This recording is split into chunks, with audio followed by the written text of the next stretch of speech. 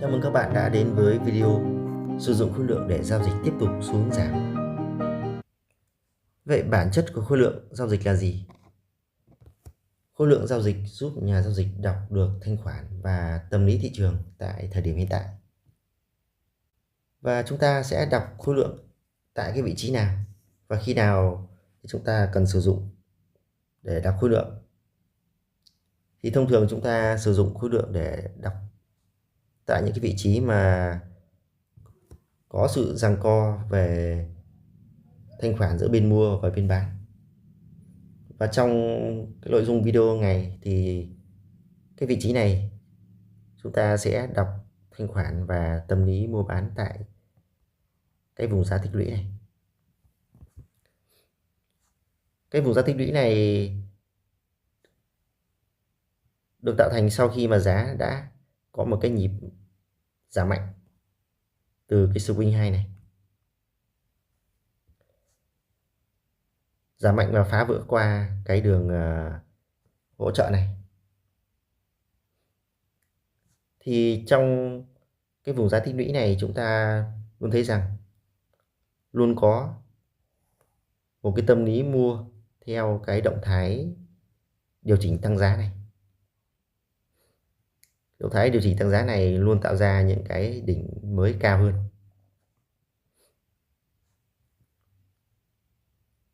Và khi tạo ra swing 2 này, và đây là cái động thái giảm đáng kể khi mà giá đã phá vỡ qua cái vùng hỗ trợ này.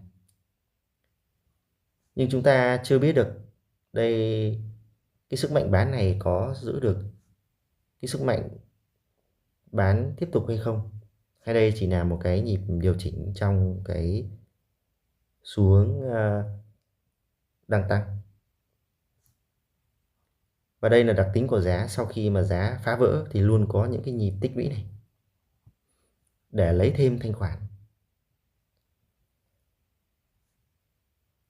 làm nhiên liệu để cho giá là nguyên nhân dẫn đến giá di chuyển tiếp theo. Thì ngay sau đây chúng ta sẽ đi vào chi tiết đọc thanh khoản và tâm lý thị trường trong vùng giá tích lũy.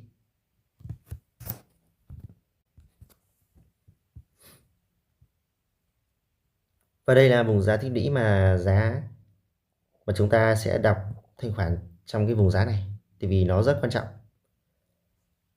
Mục đích chính là để giúp chúng ta nắm bắt được cái hướng đi tiếp theo của giá. Tại đây thì giá có thể tiếp tục giảm hoặc là tiếp tục tăng. Nhưng vấn đề ở đây làm sao chúng ta biết được cái hướng đi đúng của giá. Thì ngay sau đây chúng ta sẽ quan sát thanh khoản tại cái vùng giá tích lũy này. Thì chúng ta thấy rằng sau khi mà có một cái nhịp hồi phục tăng từ cái swing low này, thì chúng ta thấy rằng tại đây thanh khoản cái vị trí số 1 này rất cao. Và sau đó thì giá tiếp tục tích lũy trong cái khu vực này, và khi giá phản ứng với cái vị trí số 2 này thì chúng ta thấy rằng khối lượng ở đây cũng rất cao. Điều này cho thấy rằng đã có một cái nhịp, đã có cái hành động giữ giá của dòng tiền tổ chức hay nhà tạo lập thị trường đã hấp thụ cái thanh khoản mua, thanh khoản của bên theo dõi mua tại cái vị trí số 1 và vị trí số 2. Chính vì vậy mà cái khối lượng tại vị trí số 1 và số 2 này rất cao.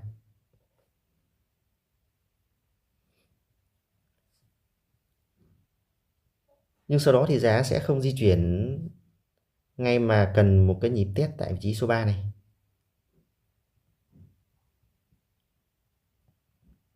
Thì chúng ta thấy rằng cái thanh khoản khối lượng tại vị trí số 3 này rất thấp các bạn.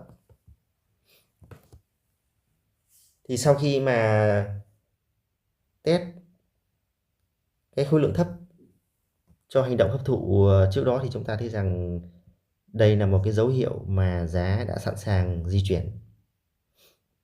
Vì bản chất của cái khối lượng cái vị trí số 3 này chúng ta thấy rằng chỉ có những cái thanh khoản của đám đông đang mua. Chúng ta quan sát kỹ hơn cái khối lượng và tâm lý trong cái vùng giá tích lũy này. Cái vị trí số 1 này chúng ta thấy rằng khối lượng cao.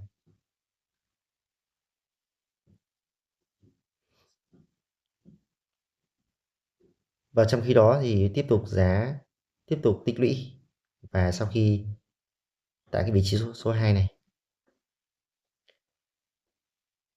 giá tăng lên và ngay lập tức đã có hai thanh giảm xuống.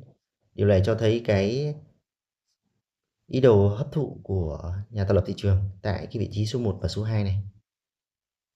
Tức là nhà tạo lập hay dòng tiền tổ chức đã giữ giá tại cái vùng giá này.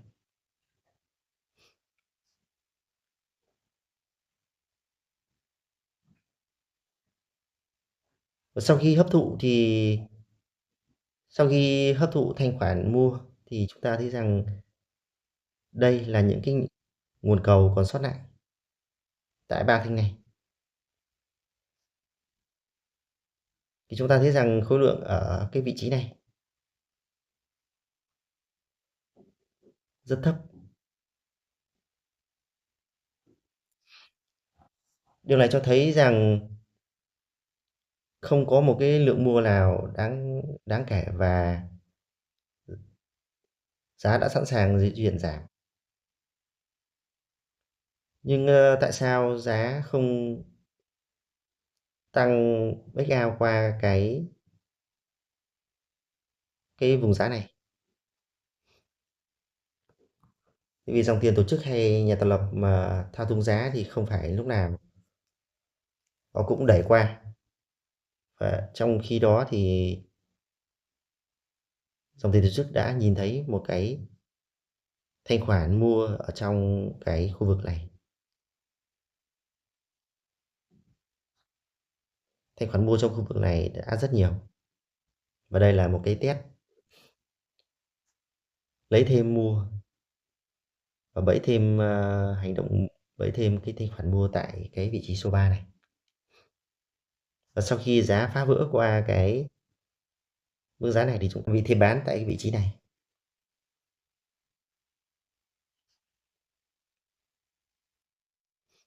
Và đây là biểu đồ toàn cảnh của cặp tiền USD CAD trên khung thời gian 1 giờ. Và đây là cái nhịp điều chỉnh tăng giá trong xu hướng tăng giảm. Giá liên tục tăng nhưng tại đây đã có một cái nhịp giảm cho thấy sức mạnh bán tạm thời.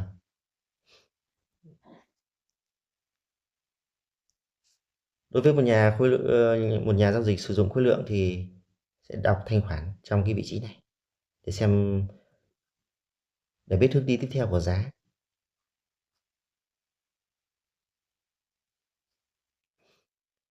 Như vậy để biết được giá có tiếp tục giảm sau cái hành động giảm này hay không thì chúng ta cần phải có cái hành động giữ giá tại cái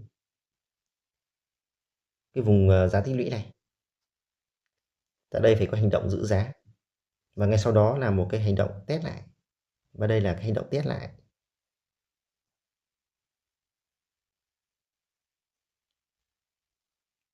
Test lại tại đây khối lượng thấp.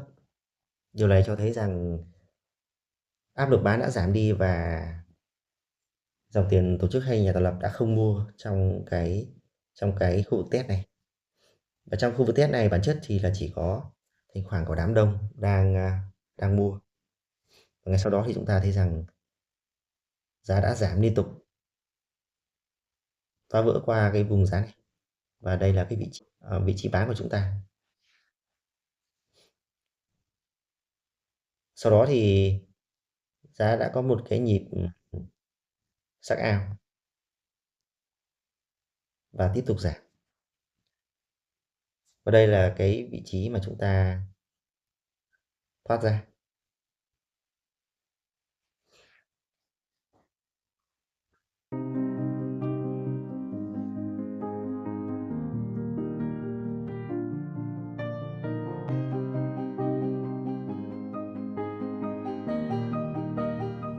Video đến đây chào các bạn và hẹn gặp lại các bạn ở trong những video tiếp theo.